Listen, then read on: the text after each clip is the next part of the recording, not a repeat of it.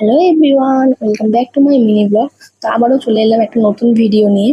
তো আমার হাজবেন্ড তো জানো তোমরা যে ড্রাইভার, গাড়ি চালায়, তো সেই সূত্রে আর সুযোগ পায় না তো ঘুরতে যাওয়ার।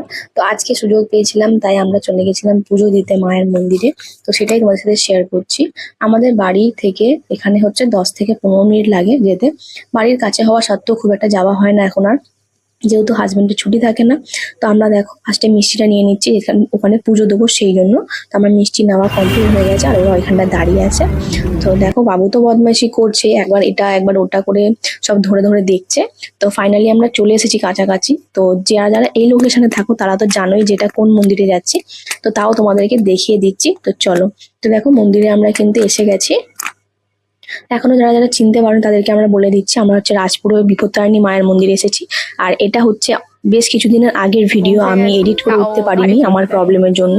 তো এটা হচ্ছে বিপত্তারিণী পুজো যখন ছিল তখন দেখলে প্যান্ডেল করাই ছিল, আর বাবু শুধু গাড়ি চড়বে সেই জন্য হচ্ছে। পৌঁছে গেছি মন্দিরে, এবার হচ্ছে মায়ের মন্দিরে ঢুকছি। তো চলো যাওয়া যাক। আর হচ্ছে বাবু, আর বাবুর বাবা গাড়িটা পার্ক করে আসছে। তো ফ্রেন্ড দেখো ফাইনালি হচ্ছে মায়ের দর্শন পেয়ে গেলাম। যেহেতু আমরা বিকেল বিকেল তাড়াতাড়ি গেছি মন্দির খোলার সঙ্গে সঙ্গে, তাই জন্য কিন্তু বেশি লোক আসেনি আর ফাঁকাই ছিল। তো দেখো মন্দিরটা সাজিয়েওছে পুজোর জন্য, আর ওদিকেও ঠাকুর আছে, তোমাদেরকে দেখিয়ে দিই চলো। তো দেখো কি কি ঠাকুর ছিল তোমরা দেখে নাও। এটাই হচ্ছে গুরুদেব আর গুরু মাতা, আর এটা হচ্ছে নরসিংহদেব, যেটা দেখে আমার বাবু খুব ভয় পায়। আর এই দুর্গা মাকে দেখলে আমি জানি না কেন আমার গা পুরো কাঁটা দেয়, মায়ের চোখের দিকে আমি ঠিক করে তাকাতে পারি না।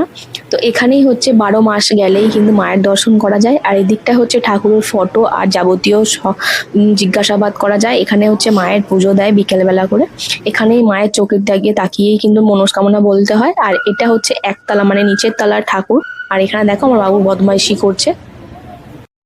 তো চলো, পুজো দেওয়া কমপ্লিট, মায়ের কাছে বসাও কমপ্লিট, এবার হচ্ছে বাড়ির দিকে যাচ্ছি।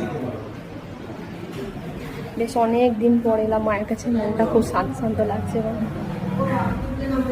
আসার সময় যেহেতু সামনের সিটে বসেছিলাম, বাবু বদমাইশি করছিল, এবারে ওই জন্য পিছনের সিটে বসেছি। তো দেখো আমরা এবার বাড়ির কাছাকাছি পৌঁছে গেছি, ওর বাবা নামিয়ে হচ্ছে কাজে চলে যাবে। তো ছেলের কান্নাটা শুধু দেখো।